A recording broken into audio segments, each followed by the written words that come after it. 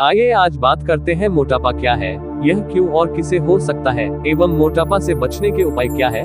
अगर बात करें तो मोटापा एक ऐसी स्थिति है जिसमें शरीर का वजन उम्र, ऊंचाई और लिंग के लिए सामान्य से 20% अधिक होता है, जबकि आनुवंशिकी शरीर के वजन को निर्धारित करने में महत्वपूर्ण भूमिका निभाती है।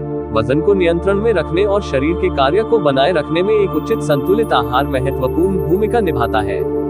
संतुलित आहार में 3 मुख्य पोषक तत्व प्रोटीन, लिपिड और कार्बोहाइड्रेट होते हैं। एक सामान्य वजन वाले वयस्क के लिए प्रोटीन की अनुशंसित दैनिक भत्ता 44 से 60 ग्राम या उनके कैलोरी सेवन का लगभग 20% है। मांसपेशियों की वृद्धि और विकास और त्वचा जैसे ऊतक के रखरखाव के लिए प्रोटीन की आवश्यकता होती है। एक सामान्य वजन वाले वयस्क के लिए लिपिड की अनुशंसित दैनिक मात्रा 80 से 100 ग्राम या उनके कैलोरी सेवन का लगभग 30% है। लिपिड के विभिन्न कार्य होते हैं, जिनमें वसा कोशिकाओं में ऊर्जा भंडारण, आंतों में विटामिन का अवशोषण और कोशिका झिल्ली के फॉस्फोलिपिड बाइलेयर जैसे सेलुलर संरचनात्मक घटकों की संरचना शामिल है।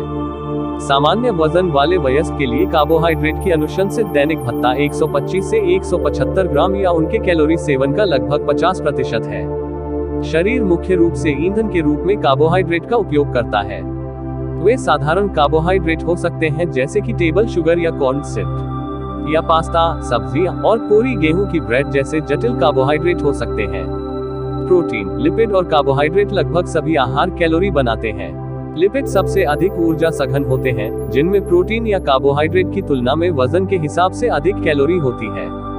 जब शरीर में अपनी गतिविधियों को बढ़ावा देने के लिए आवश्यकता से अधिक कैलोरी होती है, तो यह स्रोत की परवाह किए बिना अतिरिक्त वसा को वसा के रूप में संग्रहित करता है।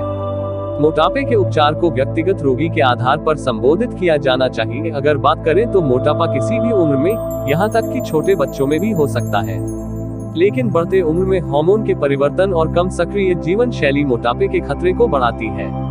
इसके अलावा शरीर में मांसपेशियों की मात्रा उम्र के साथ कम हो जाती है। मांसपेशियों में कमी की वजह से चयापचय में कमी हो जाती है।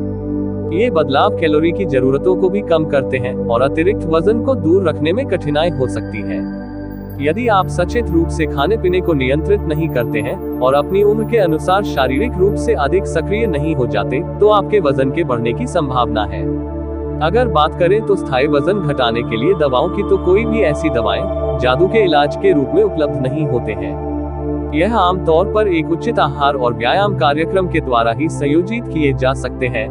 हालांकि मोटापे के लिए कुछ सामान्य उपचारों में आहार, व्यायाम और ड्रग थेरेपी जैसे ऑलिस्टेट शामिल हैं, जो वसा के अवशोषण को रोकता है, और दूसरा सर्जिकल प्रोसीजर जैसे गैस्ट्रिक बाईपास और गैस्ट्रिक बैंडिंग शामिल है। अगर हमारी यह वीडियो पसंद आई हो तो कृपया हमारे चैनल को लाइक और सब्सक्राइब कर दें, ताकि इसी प्रकार की हेल्थ से जुड़ी जानकारी आप तक पहुंचती रहे।